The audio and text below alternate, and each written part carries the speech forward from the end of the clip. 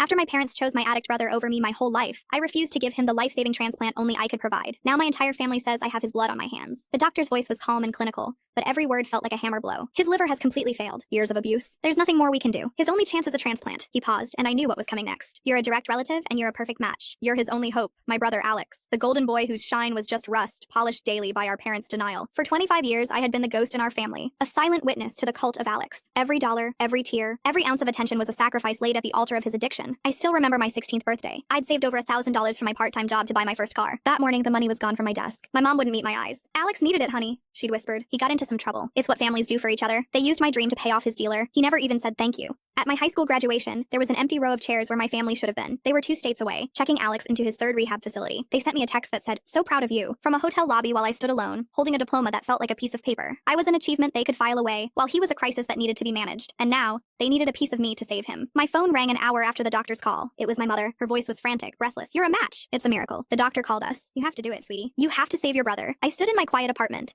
the city lights twinkling outside my window, and felt nothing, just a cold, hard stillness. "No," I said. The silence on the other end of the line was deafening. Then the explosion. "What do you mean no?" she shrieked, her voice turning sharp and ugly. "This is your brother, your only brother. After everything we've done for you, how can you be so selfish?" "Everything you've done for me?" I almost laughed. "You mean everything I've done for him? The second mortgage on your house for his legal fees? That was supposed to be my college fund. The car I drive? It's 10 years old because I gave you my savings when he crashed his drunk for the 2nd time. He's sick," my father's voice boomed from the speakerphone. "He's made mistakes, but he's trying to get better. This is his chance to turn his life around. Your chance to finally be a sister to him. He had his chance," I said, my voice as cold as my heart. "He had hundreds of them. Every time you bailed him out. Every time you made an excuse. Every time you chose his addiction over my existence. That was his chance." My mother started sobbing. "You'll have his blood on your hands. If he dies, it's because you let him. You'll be a murderer. We will never, ever forgive you for this." For a second, her words hit their mark. A flash of guilt, of horror went through me. Could I really do this? Could I let my own brother die? And then I remembered standing alone at graduation. I remembered seeing my broken piggy bank on my 16th birthday. I remembered every holiday he'd ruined, every family dinner that ended in screaming, every time my own pain was dismissed because his was always louder, more urgent, more important. They hadn't raised 2 children. They'd raised a son and a living, breathing organ donor for him just in case. "You're right," I said into the phone. "You will never forgive me." Then I hung up. I blocked their numbers. I blocked my aunts, my uncles, my cousins. I turned off my phone and sat in the dark. 2 weeks later, my aunt managed to get a message to me through a mutual friend. Alex was gone. The funeral was on Saturday. I didn't go. That night, my mother left me one final voicemail from a number I didn't recognize. I listened to it once and only once. There was no screaming, no crying, just a dead, hollow voice that will haunt me forever. "He's dead. I hope you're happy. You have his blood on your hands." She's right, I do. But what they don't understand is that my hands have been stained for years. Stained with the dirt from a life of being buried, of being second best, of being nothing. For the first time, my hands feel clean.